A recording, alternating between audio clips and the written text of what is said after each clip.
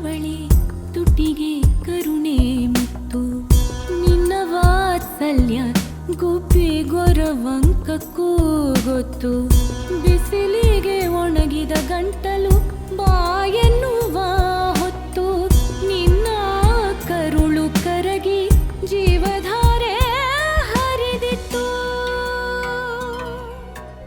ಅಮ್ಮ ಕಾವೇರಿ कलम की इस श्रृंखला में आप सभी का स्वागत है, अभिनंदन है।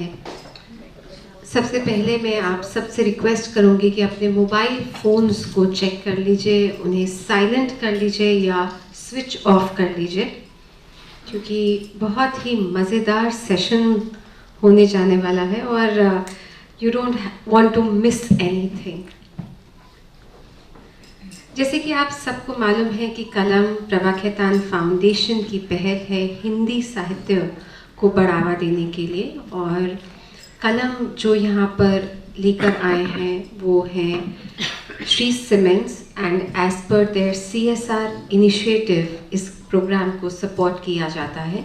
इसके हॉस्पिटैलिटी पार्टनर्स हैं ITC राजपुताना।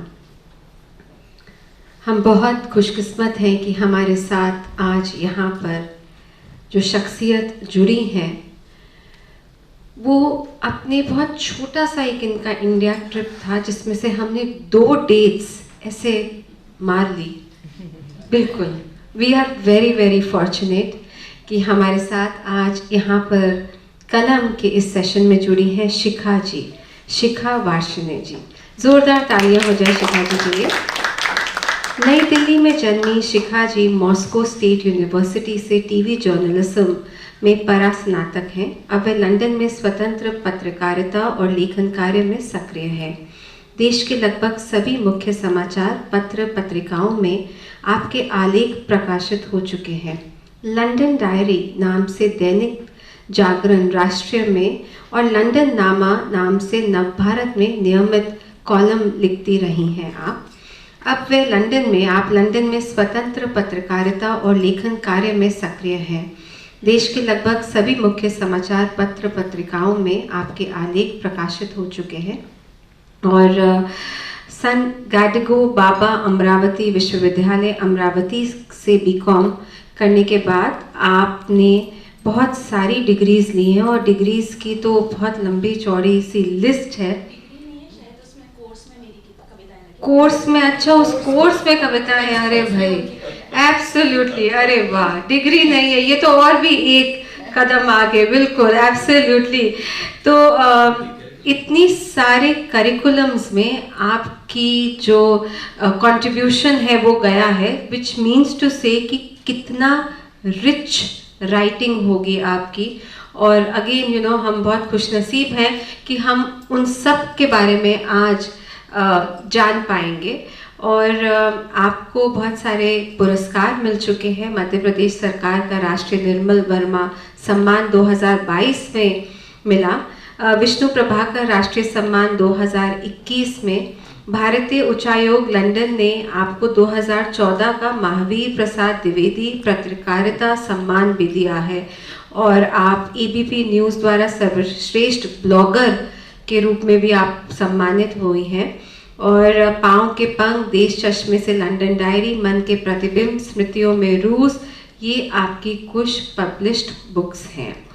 आपसे बातचीत करेंगी भुवनेश्वर से आई हमारी प्यारी वेदुला रामलक्ष्मी जी। वेदुला जी एहसास वुमेन ऑफ भुवनेश्वर हैं, और एक टीचर हैं, एक एकेडमिशियन हैं, और हर साल जो रथ यात्रा होती है उसमें जगन्नाथ रथ यात्रा जो होती है उसकी कमेंट्री आप ही करती हैं। So we have 2 very very elite people sitting here. Over to you, कलम, अब बस आपके साथ। नमस्कार, शुभ संध्या। शिखा जी, भाषा मात्र अभिव्यक्ति का माध्यम नहीं होती, बल्कि वो संपूर्ण व्यक्तित्व का प्रतिबिंब होती है, और साथ ही किसी भी भूखंड या राष्ट्र की समग्र संस्कृति की संवाहिका भी होती है। आप भाषा के हर एक शब्द को एक पत्रकार के रूप में, साहित्यकार के रूप में और भाषा के प्रचार प्रसारक के रूप में, मैं हिंदी की बात करूं तो आप हर एक शब्द को जीती हैं। इससे जुड़े कुछ अनुभव हमारे साथ साझा कीजिए। जी, ये आपने बिल्कुल ठीक कहा कि भाषा सिर्फ भाषा नहीं होती, वो सिर्फ अभिव्यक्ति का माध्यम नहीं होती, वह आपके व्यक्तित्व का एक गुण होता है। ये बात मैं कहूँगी कि भारत में रहकर शायद मुझे महसूस नहीं होती या नहीं हुई थी। जो मुझे बाहर जाके, फिर भारत से जब मैं बाहर गई तो मुझे महसूस हुई कि अगर आप अपनी भाषा को नहीं जानते हैं तो आपके व्यक्तित्व का एक बहुत बड़ा हिस्सा आप समझ सकते हैं कि वो मरा हुआ है, वो जिंदा ही नहीं है। क्योंकि अगर आप अपनी चीज़ को ही नहीं जानते तो आप दूसरे की चीज़ को कैसे जानेंगे।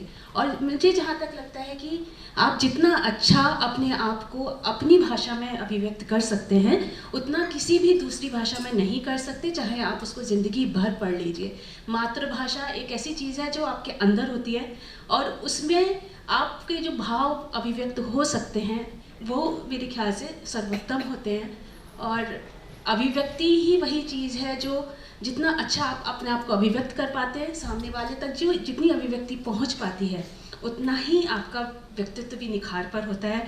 तो मुझे जहाँ तक लगता है कि भाषा, अपनी भाषा जो आपके व्यक्तित्व में जोड़ती है, जो समावेश करती है, वो शायद और कोई भी दुनिया की चीज़ नहीं कर सकती। बिल्कुल सही। भाषा के बिना व्यक्ति के व्यक्तित्व में किसी प्रकार का कोई निखार नहीं होता। दरअसल आप किस प्रकार के व्यक्तित्व हैं ये आपकी भाषा से समझ में आ जाता है। शिखा जी, हम सभी अपनी अपनी भाषा, मतलब भाषा के चारण है। जैसे आपने कहा कि मातृभाषा से बेहतर अभिव्यक्ति कोई और भाषा दे नहीं सकती, और बिल्कुल सही, जिसमें हम खाते हैं, पीते हैं, प्रार्थना करते हैं, वो मेरी भाषा। तो हम सब हिंदी भाषा के चारण हैं। आप हिंदी का प्रचार प्रसार कर रही हैं, हिंदी के अलग अलग रंगों से विश्व पटल में चित्र बना रही हैं। आपसे मैं पूछना चाहूंगी कि हिंदी शिक्षण से भी आप जुड़ी हैं, हिंदी समिति के माध्यम से, तो हिंदी शिक्षण और वह भी लंदन में। जी, हम उत्सुक हैं जानने के लिए। मैं कहूँगी कि थोड़ा सा यहाँ पर फर्क है। जो भारत में हम हिंदी का शिक्षण देखते हैं और जो भारत के बाहर देखते हैं, क्योंकि भारत में जो हिंदी की पढ़ाई होती है वो एक तरह से पहली भाषा के तौर पर होती है, आपकी अपनी भाषा के तौर पर होती है। आप बहुत कुछ उसमें ऐसा जानते हैं जो आपको पढ़ाने की ज़रूरत नहीं होती। लेकिन भारत से बाहर जब हम हिंदी पढ़ाते हैं तो वो उनकी या तो दूसरी भाषा होती है या उनकी वो तीसरी भाषा होती है। तो बहुत सारी ऐसी चुनौतियाँ सामने आती हैं जो हमें भी नहीं समझ में आता कि हम उनको कैसे बताएं, क्योंकि हमने भी वो हिंदी भाषा यहीं सीखी पहली भाषा के तौर पर। तो उनके अब वो कहेंगे कि ये जो आप ने लगाती हैं ये क्यों लगाती हैं। अब उनको कारक के साथ समझा दीजिए बेशक, लेकिन वो कहेंगे लेकिन बिना ने के भी तो भाषा होती है। आप बोलते हैं, क्योंकि जब हम बोलते हैं तो हम बहुत से व्याकरण की चीज़ों को हम नज़रअंदाज करके बोलते हैं और हमको पता नहीं होता कि हम उसको लगाएंगे नहीं लगाएंगे तो क्या फ़र्क पड़ेगा। तो एक फ़र्क ये है कि हमको उन लोगों को पढ़ाने के लिए जिनकी भाषा हिंदी नहीं है या जिनकी दूसरी या तीसरी भाषा के तौर पर वो हिंदी सीखते हैं, हमको एक अलग तरीके से हिंदी पहले खुद ही पढ़नी पड़ती है। उसकी चुनौतियों का सामना हमें खुद ही करना पड़ता है, अपना सिलेबस खुद बनाना पड़ता है, अपने लिए जो पाठ्यक्रम की सामग्री है वो खुद खोद के यहाँ से वहाँ से दिमाग लगा सके खुद बनानी पड़ती है। और उसके बाद हमको उन लोगों को पढ़ाना पड़ता है, वो भी उनके कंटेंट के हिसाब से।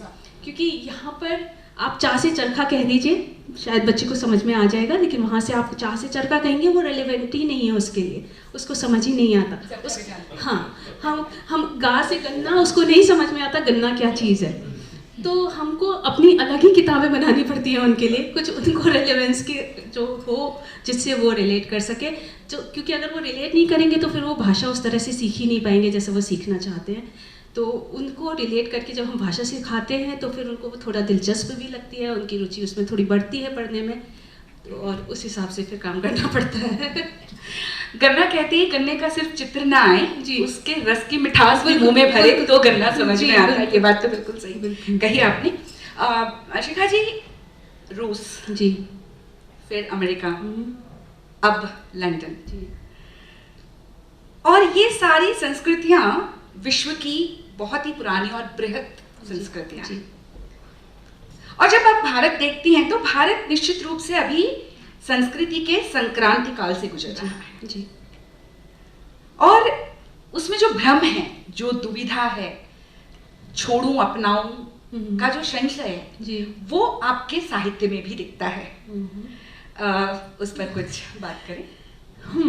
देखिए, एक तो है नस्टाल्जिया, जिसके हम कहते हैं ना, जिसका आरोप हमारे ऊपर हमेशा लगता रहता है, हम प्रवासियों के ऊपर, कि हम बहुत ज़्यादा हर चीज़ के लिए नस्टाल्जिक हो जाते हैं। वो एक तरह से ठीक भी है, क्योंकि ये बात तो जाहिर है, अगर आप अपनी जड़ों से उठकर कहीं भी जाएंगे तो वो छूटता तो कभी नहीं है। तो कहीं भी आप कुछ भी कैसा भी काम करिए, कितना भी रम जाइए उस मिट्टी में, वो आपका पीछा नहीं छोड़ता, कहीं ना कहीं आपको ज़रूर वो कचोटता रहता है। तो वो नॉस्टैल्जिया तो है। लेकिन दूसरी बात यह है कि मैंने जो महसूस किया कि अब जो हम लोग वहाँ पर हैं, तो हमारे दिमाग में वसुधैव कुटुंबकम का ख्याल बहुत स्ट्रॉन्ग है, बहुत मजबूत है। हमको लगता है कि, और ऊपर से इतना ग्लोबलाइजेशन, तो ऐसा नहीं है कि हम लोग नॉस्टैल्जिक होते हैं। हम लोग जहाँ रहे हैं या जहाँ जाते हैं, वो भी हमारा ही जीवन का हिस्सा है, हमारी ही धरती का हिस्सा है, हम उसको अपना कर चलते हैं। तो ये बात ठीक है कि थोड़ा जो कहते हैं ना, घुट्टी में जो पिलाए गए संस्कार हैं, वो कभी कभी उफान मानते हैं। थोड़ी थोड़ी चीज़ों पे हमको लगता है कि हाँ, ऐसा क्यों है, ऐसा क्यों नहीं है।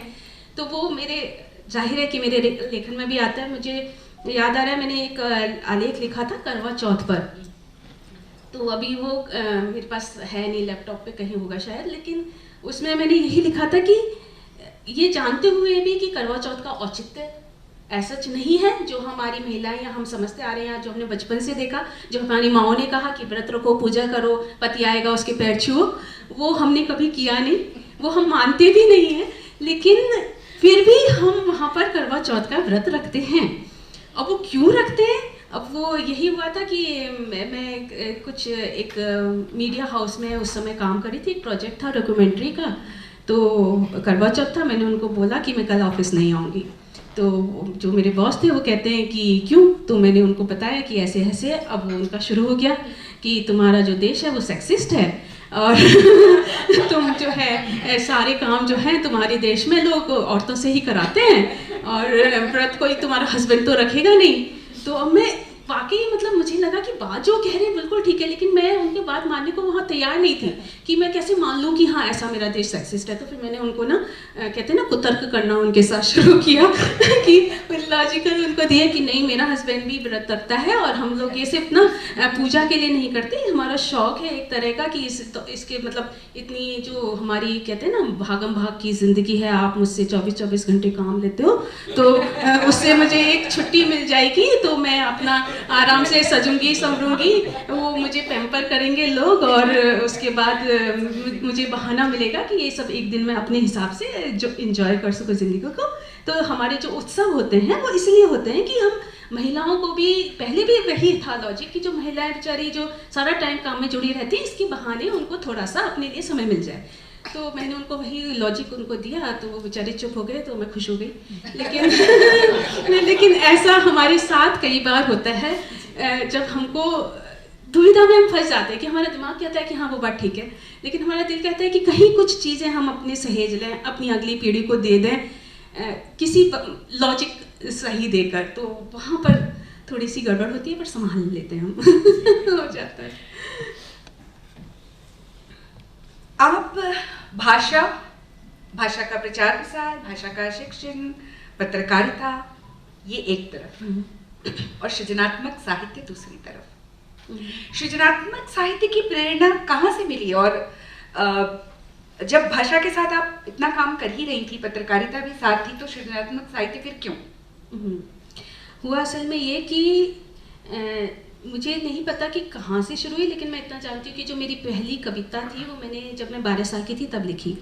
और वो कविता भी क्या थी कि दो लाइन, शायद वो किसी गज़ल की लाइन थी, वो मैंने किसी पत्रिका में पढ़ी थी, और वो मुझे इतनी अच्छी लगी कि वो मैंने आगे उसके और लाइन्स लिख दी। और उसके बाद मुझे लगा कि ये तो ना मैंने बड़ी अच्छी सी कोई गज़ल लिख दी है। तो बाद में पता चला वो कुछ नहीं थी गज़ल तो क्या, लेकिन उसके बाद मैंने उसको एक, वो हमारी सामुदायिक एक पत्रिका थी, तो मैंने उसमें भेज दी छपने के लिए। अब वो शायद बच्ची थी, मैं 12 साल की, उन्होंने देखा होगा तो छाप दी उन्होंने। बस तब से मुझे पंख लग गए कि हाँ, मैं तो लिख सकती हूँ। उसके बाद फिर मैंने कविताएं लिखना शुरू किया, लेकिन वो सब डायरी में बंद थी। मैं उनको किसी को पढ़ाती नहीं थी, मुझे लगता था कि पता नहीं क्या मैंने लिखा है, लोग क्या सोचेंगे। तो मैं कभी किसी को ना तो पढ़ाती थी, छुपा के रखती थी अपनी डायरी। बिल्कुल, मतलब ठीक है लिख लिया, मैं खुश हो गई, लेकिन मैं वो छुपा के रखती थी डायरी में, किसी को नहीं पढ़ाती थी।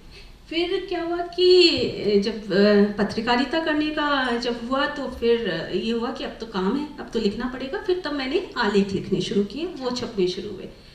उसके बाद एक गैप आया, जैसे ज़्यादातर हमारी भारतीय महिलाओं की ज़िंदगी में आता है, शादी हुई, बच्चे हुए, तो वो सब कुछ ख़त्म हो गया। पत्रकारिता भी ख़त्म हो गई, साहित्य भी ख़त्म हो गया। हाँ, कविताएं लिखना जारी था और वो रहा। उसके बाद आया दौर सोशल मीडिया का। मेरे ख्याल से 2009 की बात है, ऑर्कुट था उस समय पर। तो वो ऑर्कुट से किसी ने मुझे कहा कि ये ऐसी चीज़ है देखो, और यहाँ पर लोग ना अपनी कम्युनिटी बनाकर लिखते हैं। तो वो पढ़ने के लिए मैंने ऑर्कुट ज्वाइन किया, फिर वो कम्युनिटीज़ में कुछ ज्वाइन की। फिर वहाँ से ना लोगों ने मुझे प्रोत्साहित करना शुरू किया कि लिखो लिखो लिखो। दिखा तो लिखती तो मैं थी, अंदर तो कहीं होता था कि हाँ कोई पढ़ ले। तो वो मैंने साझा करने शुरू किए। उनकी प्रतिक्रियाओं स्वरूप जो तारीफ़ें मिली ना, तो फिर उसने मेरा दिमाग ज़्यादा ख़राब कर दिया। फिर वो चीज़ें जो हुई कि फिर जब लगने लगा कि नहीं भैया, कुछ लोग मतलब एक भी इंसान अगर बोल रहा है कि अच्छी है तो थोड़ी तो कुछ तो होगा उसमें। वहाँ से फिर वो शुरू हुआ, फिर वहाँ से वो ब्लॉग गया, फिर ब्लॉग ने और थोड़ा सा ऊपर कर दिया। हाँ, फिर आत्मविश्वास आने लगा। फिर वहाँ से धीरे धीरे करके चीज़ें शुरू हुई। फिर वहीं लोगों ने मुझे कहा कि मैंने वहाँ पर अपने रूस के जो अनुभव थे वहाँ साझा करने शुरू किए, छोटे छोटे उसमें ब्लॉग्स में। वहाँ लोगों ने मुझे कहना शुरू किया अब इसमें लिख रही हो तो इसकी किताब छपवाओ। फिर वहीं से शुरू हुआ। फिर उसी को देखते हुए भारतीय उच्चायोग ने मुझे उस किताब के लिए अनुदान दिया। मतलब चीज़ें ना मेरे साथ, मैं कहूँगी इस मामले में मैं बहुत सौभाग्यशाली हूँ कि मुझे अपने वरिष्ठों का, अपने मित्रों का बहुत प्यार मिलता है और चीज़ें मेरे साथ ना अपने आप होती रहती, मैं कुछ करती नहीं हूँ। तो वो अनुदान भी किसी एक बहुत वरिष्ठ साहित्यकार थे यूके में, प्राण शर्मा जी, उन्होंने मुझे ना बोल बोल के दिन में 4 मुझे मैसेज करते थे, भेजी तुमने पांडुलिपि, भेजी तुमने पांडुलिपि। तब जाके मैंने वो भेजी थी, तो वो मिल गया। फिर उसके बाद वो किताब छप गई, वो भी काफ़ी पसंद लोगों ने की। फिर तब से बस यही सब चल रहा है। स्वांतः सुखाय 12 वर्ष की उम्र से कविता का लिखना, और फिर ब्लॉग, लेख, स्तंभ, और फिर उसके बाद पुरस्कार और विविध विश्वविद्यालयों के पाठ्यक्रम में आपकी कविताओं का होना। आप इतनी सहजता से बोल गई हैं शिखा जी, लेकिन है नहीं इतनी छोटी बात, ये वाकई में बहुत बड़ी बात है। अब बात अगर आपकी जो प्रवृत्ति है, मूल प्रवृत्ति, आप खुद ही कहती हैं कि आप यायावर हैं, घुमक्कड़ हैं। बिल्कुल। अब घुमक्कड़ हम सभी होते हैं, लेकिन उसको एक रूप देना और लोगों तक पहुंचाना, उन अनुभवों को साझा करना बहुत बड़ी बात होती है। पाँव के पंख, समझ में आ रहा है कि कितना उड़ी होंगी आप पूरे विश्व में, तो अपनी इस उड़ान के बारे में कुछ बताएं। देखिए, घुमक्कड़ी का जहाँ तक बात है ना, वो मुझे लगता है कि वो हमारे अंदर अनुवांशिक है। मेरे पापा को बहुत ज़्यादा घूमने का शौक था। मतलब उस ज़माने में वो एक सरकारी पद पर थे और उनको कुछ भी LTA जो भी मिलता है घूमने घामने के लिए कुछ नहीं मिलता था। और उस ज़माने में भी हम साल में एक बार 1 महीने के लिए पूरा घूमने जाते थे। मतलब जो आज के टाइम पर जिसे कहते हैं कि वो एनुअल लीव, वो उस टाइम पर उनको बहुत मुश्किल से मिलती थी, पर फिर भी। और एक बार मुझे याद है, मैं शायद 8th में थी या 9th में थी, और हमारे छमाही एग्ज़ाम थे और वो उन्होंने उसकी बुकिंग कर रखी थी पूरे महीने की, और उसी दौरान वो पड़ गए। तो उन्होंने ना किसी तरह से कर आके डॉक्टर से मेडिकल लिखवा के लगवा दिया था कि हमें तो घूमने जाना है, एग्ज़ाम का क्या है, दोबारा फिर से आ जाएंगे 6 महीने में और पास तो तुम लोग हो ही जाओगे। हम बहनें थी 3 और हमारा ये था कि हाँ ठीक है कोई बात नहीं, और बड़े मज़े से हम 1 महीना घूम कर आ गए, एग्ज़ाम बिना दिए। उसके बाद वो ऑफकोर्स जब फाइनल एग्ज़ाम हुए तो उसमें नंबर कम आए, लेकिन ठीक है कोई बात नहीं, नंबरों का क्या है, ये ज़्यादा ज़रूरी था। तो इस तरह की तो हालात हमारे थे। तो घुमक्कड़ लगी शायद मुझे वहाँ से मिली है कि अभी भी मेरे जो पति है ना, वो भी कहते हैं कि वैसे तुम्हारा सर दर्द, पेट दर्द, पैर दर्द होता रहता है, अभी कहो कहीं घूमने जाना है तो तुम चिता पर से उठ के चलती जाना। तो ये रहता है। तो इसमें पहला सवाल खो गया, क्या था आपका? मैं भूल गई कि पाँव के पंख कहाँ से आए? आपकी उड़ान, हाँ जी आपकी उड़ान जी। तो होता ये था कि जब मैं घूमती हूँ कहीं तो मैं ये कहूँगी कि मेरा ना ऑब्जर्वेशन, मतलब मुझे ना घूरने की लोगों को बड़ी आदत है। तो मैं हर चीज़ बहुत ऐसे देखती हूँ, कई बार मुझे लोग कहते भी हैं कैसे घूर रही हो, पर वो है मुझ में। तो जो चीज़ें मैं महसूस करती थी या जो चीज़ें मैं देखती थी, वो मुझे लगता था कि जो मैं देख पा रही हूँ शायद बहुत सारे लोग नहीं देख पा रहे, जो मेरे साथ हैं वो भी नहीं देख पा रहे। अब मुझे वो जो देखा, मैंने जो महसूस किया, जो घुमड़ रहा है, वो मुझे किसी को बताना है। अब वो मैं किसको बताऊँ? कोई ऐसा नहीं है जो सामने बैठ के मेरी ये कहानियाँ सुनेगा। तो फिर मैंने वो इसलिए लिखना शुरू किया कि मैं लिखती हूँ और वो लिखकर मैं ब्लॉग पर डालती हूँ, जिससे कोई फोर्स नहीं है किसी को कि तुम पढ़ो इसे, ठीक है मैंने लिख दिया और जिसको पढ़ना होगा वो पढ़ लेगा। मतलब वो मुझे इतना अच्छा प्लेटफॉर्म मिल गया ना कि जहाँ मुझे कुछ एफर्ट नहीं लेने थे, मुझे कुछ नहीं करना था, मुझे सिर्फ लिखना था। तो गीता का वो जो एक है ना, मुझे मैं उसका जीवन में मेरा वो मूल मंत्र है कि बस अपना काम करो, उसके बाद माँ फलेश कदाचित, उसके बाद सब छोड़ दो, जो होगा वो होगा, तुमने बस अपना काम करना है। तो मैं वही करती थी लिटरली। तो वही बस ये लिखते लिखते लिखते लिखते बहुत सारे मित्र वरिष्ठ लोग थे जिन्होंने फिर वही कहते थे कि बस ऐसे मत लिखो, इनको सिलसिलेवार लिखो, थोड़ा तरीके से लिखो। पहली जो किताब थी स्मृतियों में रोज़ काफ़ी अनाड़ीपने की किताब थी। वो एक 16 साल की लड़की के अनगढ़ किस्से थे और उसी भाषा में लिखे गए थे। फिर धीरे धीरे करके थोड़ा भाषा में सुधार आया, थोड़ा शैली में सुधार आया। कुछ लोगों की शुभकामनाएं थी, दुआएं थी, तो वो धीरे धीरे थोड़ा हो के पाँव के तक पहुंच गया। पता नहीं ये कहाँ तक पहुंचा है, पर यहाँ तक इसे ऐसे ही पहुंच गया बस। गंगा के विस्तृत धारा को देखकर हम ऐसे कैसे भूल सकते हैं कि उसका प्रारंभ गोमुख से हुआ था, और आपके उन स्मृतियों को और उन यात्रा संस्मरणों को निश्चित रूप से अनदेखा नहीं किया जा सकता। कविताएं जी, यात्रा संस्मरण, ब्लॉग्स, लेख, और मैंने व्यंग्य भी पढ़े हैं, हास्य भी पढ़ा है, कहानियाँ आपने लिखी हैं, उपन्यासों पर आप काम कर रही हैं। साहित्य की कौन सी विधा आपके हृदय के सबसे करीब है और क्यों? देखिए ये मुश्किल सवाल है, लेकिन मैं इतना कहूँगी कि कविता मेरा पहला प्यार है। वो मैं अपने सुकून के लिए लिखती हूँ। वो शायद सबसे काल्पनिक चीज़ है जो मैं करती हूँ। उसके बाद जो यात्रा संस्मरण है वो मेरे लिए बहुत सहज होता है लिखना, क्योंकि मैं घूमती हूँ, जो महसूस करती हूँ, मैं सच बता रही हूँ कि उन्हीं भावों को बस शब्द रूप देती हूँ। मुझे शिल्प नहीं आता, मैं साहित्यकार नहीं हूँ, मैं शायद लेखक भी नहीं हूँ, बस वो जो भाव है उनको शब्द रूप देती हूँ। तो वो मेरे लिए बहुत सहज होते हैं यात्रा संस्मरण लिखने। सबसे मुश्किल मुझे लगता है कहानी लिखना, क्योंकि उसमें इतना ज़्यादा आपका ना कल्पना का प्रयोग होता है। वो कहते हैं ना ख्याली घोड़े आपको इतने ज़्यादा दौड़ाने पड़ते हैं। और मुझे बतौर पत्रकार होते हुए मुझे ऐसा लगता था कि मुझसे ये नहीं होगा। मैं टू द पॉइंट काम करने वाले इंसान हूँ। मैं जो लिखती हूँ वो इतना मैं उसको एडिट करती हूँ कि वो 4 पेज की चीज़ एक पैराग्राफ में रह जाती है। तो मुझे लगता था कि वो जो कहानी में विस्तार देना है वो मुझसे नहीं होगा। फिर कुछ ऐसे मुझे कहते हैं ना, सौभाग्यशाली मैं उतनी हूँ कि मुझे इतने अच्छे मित्र और मार्गदर्शक मिल जाते हैं। तो उन्होंने मुझे कहना शुरू किया कि नहीं, जो तुमने देखो ये लिखा है ये भी कहानी है, इसको भी कहानी कहते हैं, ये जो लिखा है ये भी कहानी है, इसको भी कहानी कहते हैं। एक यहीं बैठी हुई है मनीषा जी, जो मुझे बार बार डंडा मारती हैं। एक दिल्ली में वो गीताश्री है, वो मुझे बार बार कहती है कि लिखो लिखो लिखो। लंदन में बहुत सारे मेरे वरिष्ठ हैं, वो मुझे पीछे पड़े रहते हैं, बहुत हुई तुम्हारी कविताएं, बहुत हुआ तुम्हारा ये, अब उठाओ और कहानियाँ लिखना शुरू करो। तो वो मुझे सबसे मुश्किल लगता है, पर मुझे उसको फिर जब मैंने एक बार शुरू किया लिखना तो उसमें मुझे बड़ा मज़ा आने लगा। तो अब मुझे उसमें मज़ा आता है। तो मुझे उम्मीद है कि शायद एक उपन्यास मैं मरने से पहले ख़त्म कर सकूँगी। तो वो मैं चाहती हूँ कि ऐसा हो। शिखा जी, भगवान दास मोरवाल जी से हम मिले जी। उन्होंने कहा कि हर एक मनुष्य इतना जीवन तो जीता है कि वो 3 उपन्यास कम से कम लिख सकता है, और आप एक की बात कर रही हैं। ऐसा हो ही नहीं सकता। आपने कहा कविता आपका पहला प्यार है, तो अपने पहले प्यार को थोड़ा याद कर लीजिए, एक कविता सुना दीजिए। ओके, मैं देखती हूँ मेरे पास फोन में क्या है, क्योंकि किताब तो मैं लाई नहीं हूँ, सवाल हो जाता है। एक बहुत पहले मैंने शायद शुरुआती दिनों की एक कविता है जो मैंने लिखी थी। ये शायद जब मैं रूस से जब अपना पढ़कर मैं शायद भारत आ रही थी, तो जो एयरपोर्ट से आते हुए जो मैंने मुंबई के जो चौल और झोपड़पट्टी और वो सब देखा, शायद उसका असर था जो ये मैंने लिखा था। बिल्कुल तो इसका शीर्षक है उसका मेरा चांद। एक नौनिहाल माँ का एक खिड़की से झांक रहा था। एक नौनिहाल माँ का एक खिड़की से झांक रहा था। साथ थाल में पड़ी थी रोटी, चांद आसमां का मांग रहा था।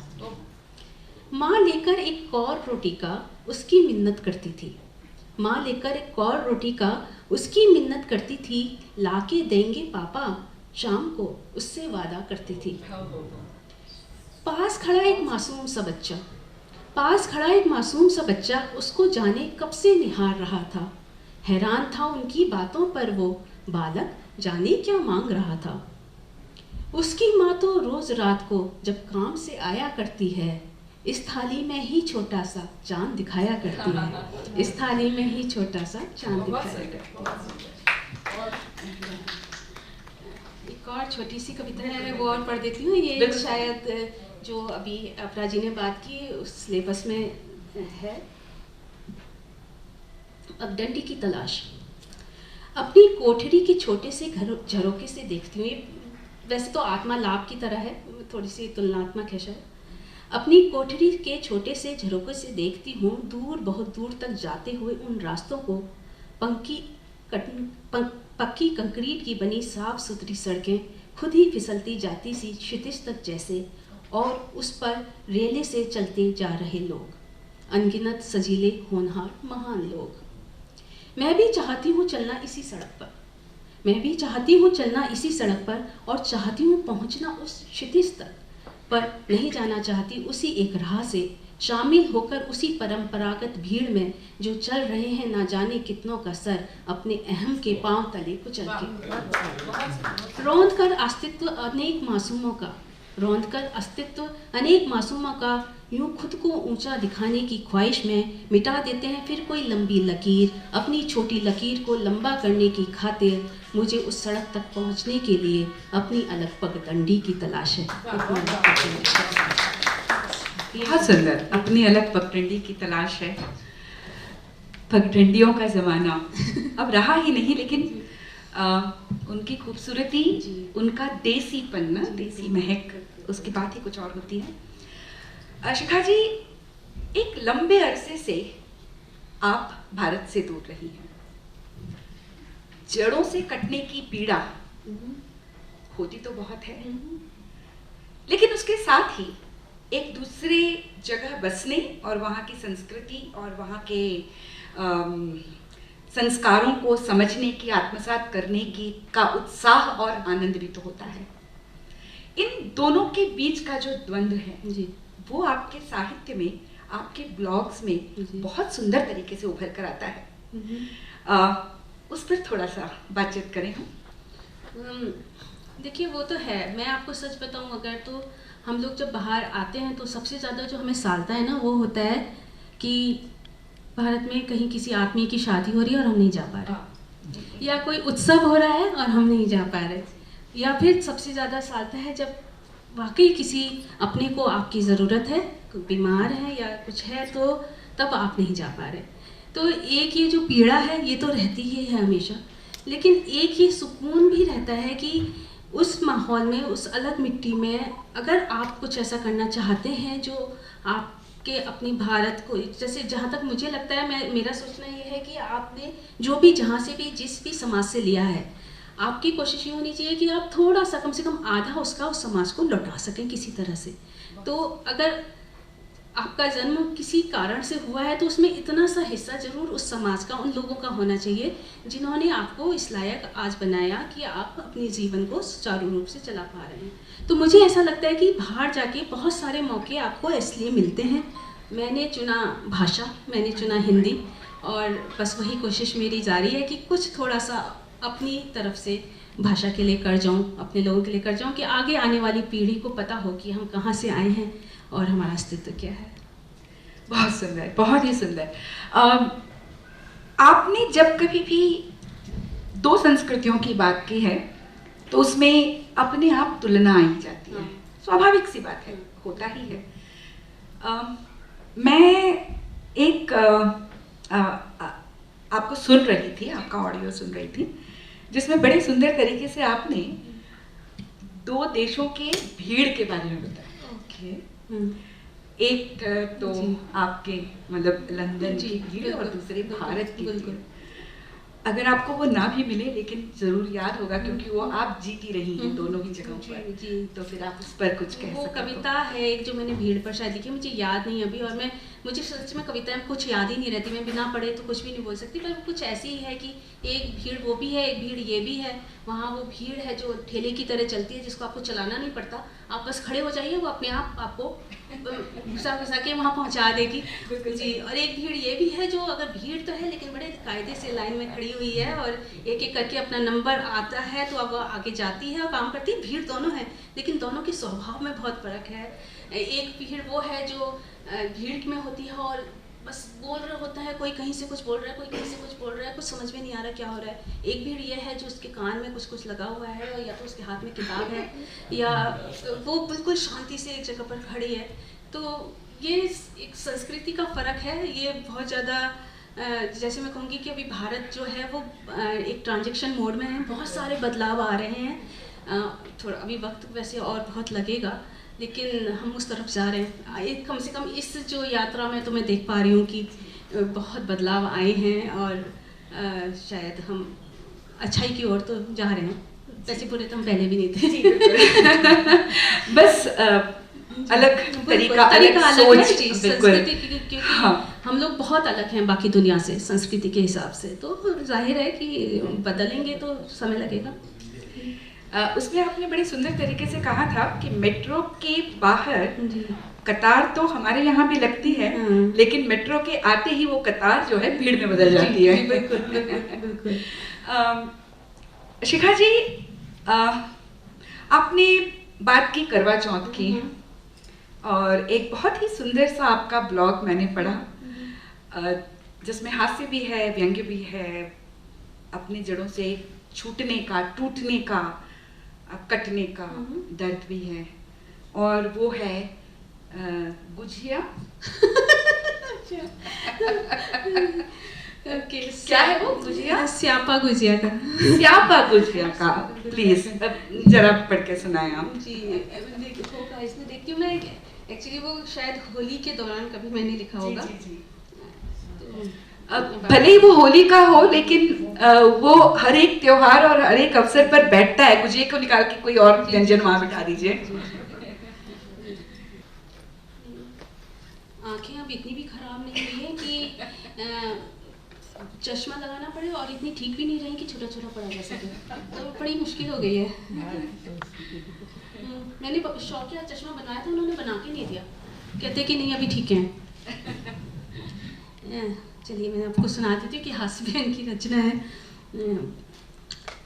अपने देश से होली की फुहारें आ रही थीं, कभी फेसबुक पर तो कभी व्हाट्सएप पर गुजियाएं परोसी जा रही थीं।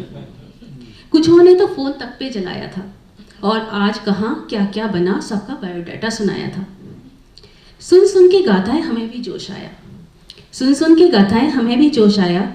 फट से श्रीमान जी को फरमान सुनाया, सुनो जरा ऑफिस से आते हुए खोआ ले आना और शनिवार को बैठकर गुजिया बनवाना। वो फ़ोन पर ही परेशान से नज़र आने लगे। इतनी ठंड में भी पसीने रिसीवर पर छाने लगे। बोले, अरे छोड़ो भी, बेकार की मेहनत करोगी, ये इंडिया के चोचले हैं, यहाँ कहाँ पचड़न में पड़ोगी। दुकान से मिठाई ले आएंगे फिर आराम से बैठ के खाएंगे। हमने कहा, नहीं जी, हम तो अब के गुजिया ही बनाएंगे और अपना हुनर दिखाकर ही बतलाएंगे। वो रानू पिंकी मजली सब मस्तिया रही हैं, रोज व्हाट्सएप पे पिक्चर चिपका रही हैं, गुजिया सेब के साथ उनकी गप्पें भी पक रही हैं और यहाँ हम बिन चुगली बिन गुजिया मर रही हैं। बिन चुगली मरना बहुत शानदार है। हमारा मूड देख श्रीमान जी ने हथियार डाल दिया और जैसा मिला खोवा लाकर हमें पकड़ा दिया। शनिवार को सुबह से हमने अभियान चलाया। शनिवार को सुबह से हमने अभियान चलाया और घर के हर सदस्य को एक एक काम थमाया। सुनो, हम बेलेंगे तुम भरना। सुनो, हम बेलेंगे तुम भरना, और बच्चों तुम किनारे काट कर रजाई के नीचे धरना। सबको ठिकाने बैठाकर काम का श्री गणेश हुआ। सबको ठिकाने बैठाकर काम का श्री गणेश हुआ। अधकचरे ज्ञान से गुजिया अभियान शुरू हुआ।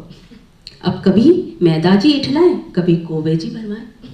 अब कभी मैदाजी इठलाएं, कभी खोवेजी भरमाएं, कभी कांटे की चम्मची टेढ़े मेढ़े बल खाएं। आधे दिन में जैसे तैसे तलने की बारी आई। आधे दिन में जैसे तैसे तलने की बारी आई तो घी में पड़ते ही सबकी सब गुजिया खिलाएं। आधे दिन में जैसे तैसे तलने की बारी आई तो घी में पड़ते ही सबकी सब गुजिया खिल आई। अब तक हमारा सब्र का घड़ा पूरा भर चुका था। उस पर सुबह से उधर बेचारा उपेक्षित सा पड़ा था। पहली गुजिया देखकर हम भी फैल गए। पहली गुजिया देखकर हम भी फैल गए। तुमने मन से नहीं बनाई, सब उन पर पेल गए। अब हुलिया हमारा देख श्रीमान को तरस आया। अब हुलिया हमारा देख श्रीमान को तरस आया। झट से डोमिनोज फोन कर पिज्ज़ा मंगवाया। एक पीस हजम किया तो गले से आवाज़ आई, बिना गप्पों के ये गुजिया भी कहाँ बनती हैं भाई। ये सुहाती वहीं जहाँ मनाई जाए होली, ये सुहाती वहीं जहाँ मनाई जाए होली, अपनी तो इसके चक्कर में आज ऐसी तैसी होली। गुजिया सिर्फ एक व्यंजन नहीं है, उसके साथ ढेर सारा माहौल भी चाहिए, गप्पे चाहिए, चुगलियाँ चाहिए और पता नहीं क्या क्या। और इन सब के बिना ना गुजिया बन सकता है और ना ही त्योहार। बहुत सही बात है। कितने सुंदर तरीके से आपने जीवन की समग्रता को अपने साहित्य के माध्यम से अपने पाठकों को परोसा है। निश्चित रूप से बहुत बहुत बहुत उत्कृष्ट रहा, क्योंकि आपका एक ब्लॉग पढ़ती हूँ तो दूसरा अपने आप पढ़ने का मन करता है, आपको बार बार सुनने का मन करता है, आपसे बहुत सारे प्रश्न पूछने का भी मन करता है। लेकिन अब प्रश्न तो आप भी पूछना चाहेंगे शिखा जी से।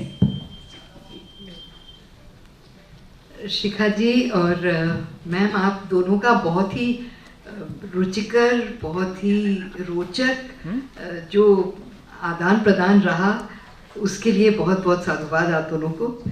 मेरा एक प्रश्न है आपसे शिखा जी कि आपने अनेकों देशों में अध्ययन किया है, अध्यापन किया है, लेखन किया है और आप उससे समृद्ध हुई हैं, और जो आपके पाठक और जो आपके छात्रगण हैं वो आपके सानिध्य से समृद्ध हुए हैं। लेकिन इस समीकरण का पलड़ा किस तरफ ज़्यादा भारी रहा, उसके बारे में कुछ कहेंगी? जी बिल्कुल, मैं ज़्यादा समृद्ध हुई हूँ। मुझसे कौन समृद्ध हो रहा है ये मुझे नहीं पता और मैं सोचती भी नहीं हूँ, लेकिन मैं ज़रूर समृद्ध हो रही हूँ।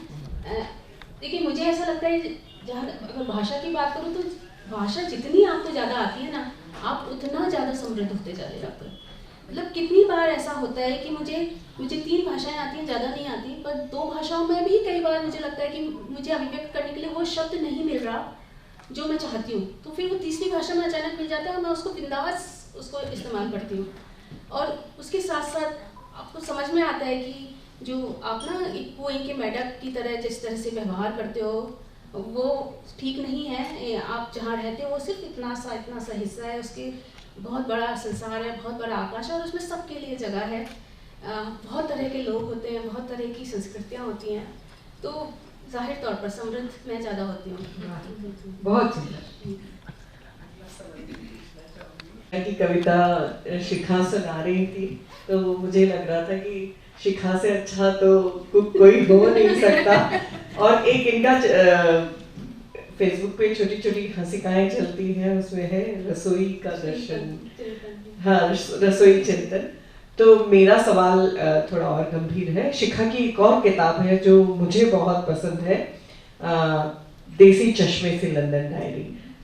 तो शिखा शायद अभी उसका जिक्र नहीं हुआ, तो जिस तरह से भारतीय लंदन में रहता है और जैसे कि शिखा कह रही थी कि मुझे नॉस्टैल्जिया होता है, मैं जितनी बार शिखा से मिली मुझे वहाँ लंदन उतना नहीं मिला जितना और लोगों में मिलता है, जितना भारत मिला। शिखा का भारत के प्रति एक बहुत ही गहन लगाव है और वो उतनी ही भारतीय वहाँ भी रहती हैं जितनी यहाँ है। तो जो देसी चश्मे से लंदन डायरी किताब है उसमें बहुत सारी ऐसी आयरनिकल चीज़ें हैं जो एक भारतीय लंदन में रह के महसूस करता है। तो मैं चाहती हूँ कि शिखा एक बार देसी चश्मे से लंदन डायरी का जो एक केंद्रीय विषय वस्तु है उसके बारे में बात करें। जी जरूर।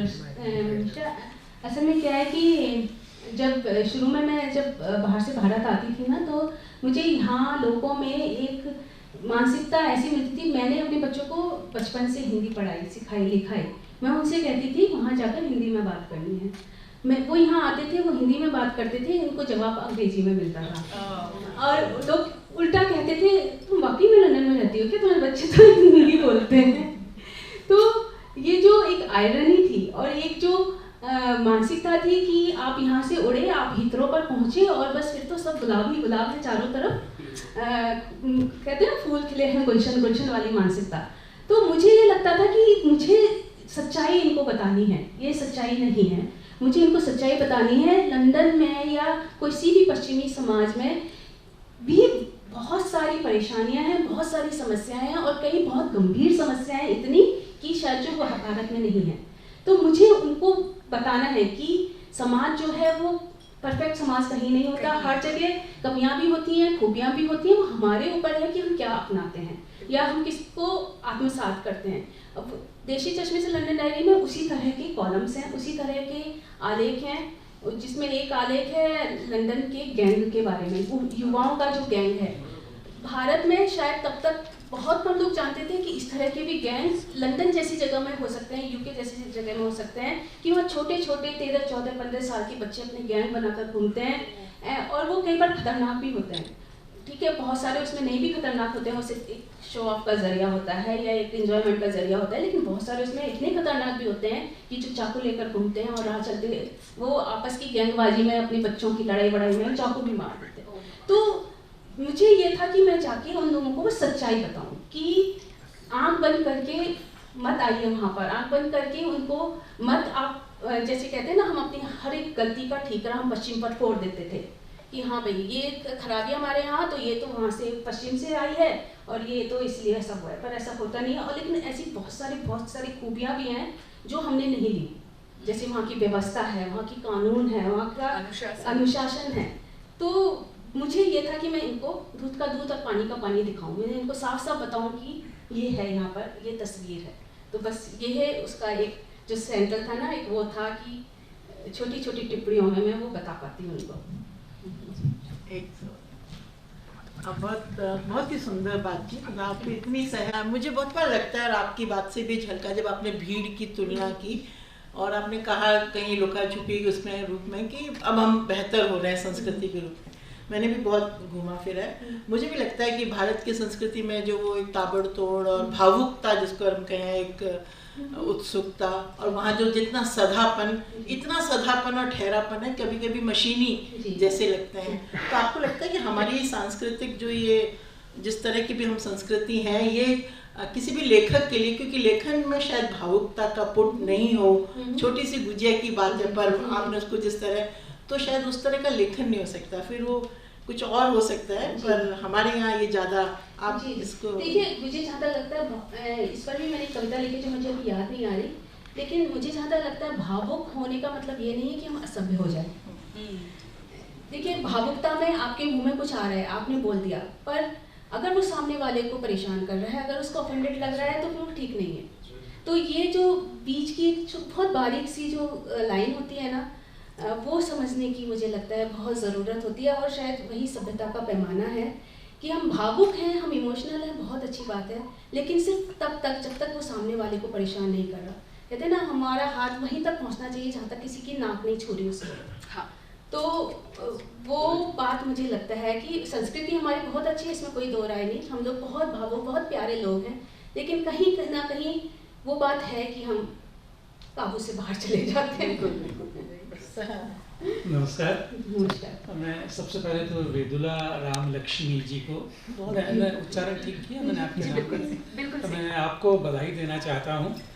सामान्यतः होता ये कि इस तरह के संवाद में जो प्रश्न पूछे जाते हैं वो उत्तरों तक पहुँचने की सीढ़ी का काम करते हैं, लेकिन आज बहुत समय बाद ऐसा लगा कि प्रश्न सुनने में भी उतना ही आनंद आ रहा था जितना आनंद इसके लिए। आपके प्रश्न भी ऐसे थे कि लेखिका को खुलकर अपनी बात कहने का मौका मिल रहा है। बिल्कुल सर, बिल्कुल। शिखा जी, मैं ये जानने में उत्सुक हूँ कि आप वहाँ जिन लोगों को हिंदी पढ़ाती हैं, क्या उनमें से अधिकांश भारतीय मूल के होते हैं या वहाँ के यानी अंग्रेज़ आदि भी होते हैं? और जिन लोगों को आप हिंदी पढ़ाती हैं उनकी रुचि भाषा का काम चलाऊ ज्ञान प्राप्त करने तक सीमित होती है या उससे अधिक वो भाषा से बाहर निकलकर साहित्य की तरफ भी जाते हैं? जी। और इसी के साथ एक छोटा सा प्रश्न और कि जिन लोगों के आप संपर्क में आती हैं उनका समकालीन हिंदी साहित्य से कितना संबंध है? जी, बहुत अच्छे सवाल हैं। मैं एक एक करके जवाब देती हूँ। पहली बात ये कि मैं तो व्यक्तिगत रूप से बहुत कम पढ़ाती हूँ और मेरे जैसे बहुत सारे लोग हैं जो व्यक्तिगत रूप से हिंदी पढ़ाते हैं, पर मैं जिनसे जुड़ी हुई हूँ वो यूके हिंदी समिति वहाँ पर है, जो इसके करीब 50 सेंटर पूरे यूरोप, अमेरिका वगैरह में हैं जो हिंदी शिक्षण का काम करते हैं। और उनके जितने छात्र हैं, मैं कहूँगी वो बच्चे नहीं हैं, वो बहुत एक बार मुझे मौका लगा था 70 साल के एक व्यक्ति को उनकी परीक्षा लेने का भी, तो वो बड़े भी हैं और उनमें हर नस्ल के लोग हैं। भारतीय मूल के ज़्यादा हैं, वो भी ऐसे जो यहाँ भारत में पैदा हुए नहीं हुए, वहाँ पर ही पैदा हुए हैं, दूसरी पीढ़ी के लोग, लेकिन उसमें और बाकी देशों के भी लोग ज़्यादा हैं। हाँ, उन दोनों को जो मैं जो कहते हैं ना दिलचस्पी है, एक भारतीय मूल का जो हिंदी पढ़ रहा है उसका जो मकसद है उसको पढ़ने का, और जो कोई विदेशी हिंदी पढ़ रहा है उसका जो मकसद है उसमें थोड़ा सा फ़र्क होता है, क्योंकि वो जो मूल वासी अगर पढ़ रहा है तो उसका उद्देश्य होता है कि वो भारत जाएगा, वहाँ पर अपने रिश्तेदारों से, लोगों से बातचीत करेगा, उसको सुविधा होगी और एक अपनी पहचान बनी रहेगी, हम यहाँ से आए हैं, एक अस्तित्व अपना बना रहेगा। जो विदेशी लोग हिंदी पढ़ते हैं वो इसलिए पढ़ते हैं कि वो भारत की संस्कृति को जानना चाहते हैं। उनके लिए होता है कि हम कई बार होता है कि उनको किसी बॉलीवुड का कोई गाना बहुत अच्छा लग रहा है, वो उसके शब्द समझना चाहते हैं, उसके लिरिक्स समझना चाहते हैं, कई बार फिल्में देखना चाहते हैं, या यहाँ आकर वो संस्कृति को पहचान कर, जानकर उसके बारे में शोध करना चाहते हैं और इसलिए वो हिंदी सीखते हैं। अब मैं आती हूँ उस बात पर कि कैसे जो उनका सरोकार क्या है साहित्य से। जो ये हिंदी समिति पर्टिकुलर है, ये हमारा उद्देश्य ये नहीं कि हम विद्वान पैदा करें हिंदी की भाषा के, क्योंकि वो तो बहुत सारे विश्वविद्यालय कर रहे हैं वो काम। हमारा उद्देश्य ये है कि हम उन लोगों के जीवन में हिंदी को डालें, उनकी रोज़मर्रा की ज़िंदगी में उनको स्वाभाविक रूप से हिंदी को डालें, जिससे कि वो भाषा को जी सकें और उसको आगे बढ़ा सकें, जिससे कि वो मरे नहीं। क्योंकि शोध में तो आप 3 साल की डिग्री लीजिए, भाषा पढ़िए, शोध करिए, हो जाता है, लेकिन भाषा तब तक नहीं आगे चलती जब तक वो स्वाभाविक रूप से नहीं बहती। भाषा एक बहता नीर है, वो उस तरह स्वभाव से बहेगी, आपके अंदर स्वभाव में होगी, आपकी रोज़मर्रा की ज़िंदगी में होगी, तो वो बढ़ेगी। तो हमारा उद्देश्य वो है कि हम भाषा को उस तरह से उनको सिखाएं जिससे कि वो अपनी रोज़मर्रा की ज़िंदगी में उसको इस्तेमाल कर सकें और आगे बढ़ सकें। लेकिन क्योंकि एक लेवल होता है, उस लेवल के बाद फिर आपको साहित्य की ओर जाना है, तो फिर वही लोग ऊपर साहित्य पर जाते हैं। हमारे बहुत सारे समकालीनों का साहित्य वो उस कोर्स में डाला जाता है, उनकी परीक्षाओं में वो अनसीन पैसेज के तौर पर उनका लिखा हुआ आता है कि, लेकिन होता वही है जो उनको रेलेवेंट करे। बहुत सारी चीज़ें हैं जो बहुत क्लासिक लिखा गया है, भारत का साहित्य बहुत समृद्ध है और बहुत अच्छी भाषा में लिखा गया है, लेकिन कई बार हम उसको इसीलिए नहीं ले पाते कि उन लोगों को वो समझ नहीं आएगा, तो वो चीज़ें थोड़ी सी। लेकिन साहित्य है अभी तो उनको लगातार इस स्तर तक बढ़ गया है कि जो लोगों को हिंदी में पढ़ाते थे वो अब खुद ही अपनी कविताएं लिखते हैं हिंदी में, और उनका फिर बहुत कंपटीशन होता है, तो वहाँ तक पहुँच गए हम, आगे भी बढ़ जाएंगे उम्मीद है। एक आखिरी जी, पहले तो प्रश्न पूछे और शिखा जी जिस तरह से आपने उन गुत्थियों को खोल के रखा उसमें बड़ा आनंद आया। दोनों ही आप लोग बधाई के पात्र हैं। शिखा जी, आपसे प्रश्न ये है कि आपको बहुत जानकारी है भारत की और इंग्लैंड की, दूसरे देश की, तो क्या जब आप भिन्नता देखते हैं, बहुत अधिक भिन्नता, वहाँ कहीं पॉजिटिविटी देखती हैं तब तो शायद आपको खुशी होती होगी, पर जब आप दुविधा सी और अनसुलझी कुछ पहेलियाँ देखते हैं तो कभी आपका मन दुखी हुआ और किस तरह से आपने उन प्रश्नों को ढूंढने की कोशिश की? जी बिल्कुल बिल्कुल होता है ऐसा। खुशी तो होती है जब कुछ पॉजिटिव देखते हैं, नेगेटिव भी बहुत दुर्भाग्य की बात है कि वो भी देखने को बहुत मिल जाता है। तो अब देखिए ऐसा है कि अच्छाई बुराई तो हर जगह होती है, तो कोशिश ये होती है कि जो नेगेटिव हम देखें, मैं कोशिश करती हूँ कि उसके पीछे का कारण देखूँ कि क्यों है वो, कैसा है वो, और आगे जाके वो किस तरह से सुधारा जा सकता है। उस लेवल पर मैं बहुत कुछ अपने आप तो नहीं कर सकती, मेरे पास तो एक माध्यम बस मेरी कलम है, तो मैं उसको लिख कर ही कर सकती हूँ। तो मेरा होता है उद्देश्य कि मैं उसको लिख दूँ और वो पाठकों तक पहुँचा दूँ। शायद कहीं कोई पढ़ के एक इंसान को भी अगर समझ में आ जाए तो मेरा अपना योगदान शायद उसमें सफल हो जाता है। इससे ज़्यादा तो मैं कुछ और कर नहीं सकती। किया था कि ये बहुत ही इंटरेस्टिंग सेशन होने वाला है, क्योंकि वेदुला जी भी हमारे बहुत ही इंटरेस्टिंग तरीके से, जैसे आप सब ने बताया और ऑब्जर्व किया, सवाल पूछती हैं, और शिखा जी तो बहुत ही प्यार और बहुत सहज तरीके से उन्होंने सारे जवाब दिए। और मैं जो आपने अभी बात कही शिखा जी, मैं उस बात को एको करना चाहूँगी कि यूके हिंदी समिति को हमने कुछ दिन पहले यहाँ पर उस डेलीगेशन को होस्ट किया था, और यहाँ पर बैठे कुछ लोग उस डेलीगेशन का पार्ट भी थे, और कितने अच्छी तरीके से जो बच्चे थे और बड़े थे, उन्होंने पर्पस बताया कि वो हिंदी क्यों सीखना चाहते हैं और हिंदी क्यों बोलना चाहते हैं। और उन्होंने इतने अच्छे तरीके से, हमने एक जल तरंग का यहाँ पर आयोजन किया था, तो वो जल तरंग जो बजा रहे थे, वो बच्चे इतनी कीन आय से वो जल तरंग सीखने की उन्होंने बात करी। और फिर यहाँ पर एक परफॉर्मेंस थी गुलाबो जी की, तो गुलाबो जी की परफॉर्मेंस पे जब वो डांस करा, तो जितनी भी वहाँ लड़कियाँ थी वो सब भी उन्होंने आकर उनको ज्वाइन करा, और सबका जो मोटिव हिंदी सीखने का वो एक अलग मोटिव था। और इंडियंस थे, और उसमें कुछ डॉक्टर्स भी थे, बड़े भी थे, और साउथ इंडियन भी थे। तो एक जो गायनिकोलॉजिस्ट थी, उनसे पूछा गया कि क्यों सीखना चाहते हैं, तो उन्होंने बोला कि मैं अपने पेशेंट्स की प्रॉब्लम उस भाषा में समझना चाहती हूँ जिस भाषा में वो समझाना चाहती हैं।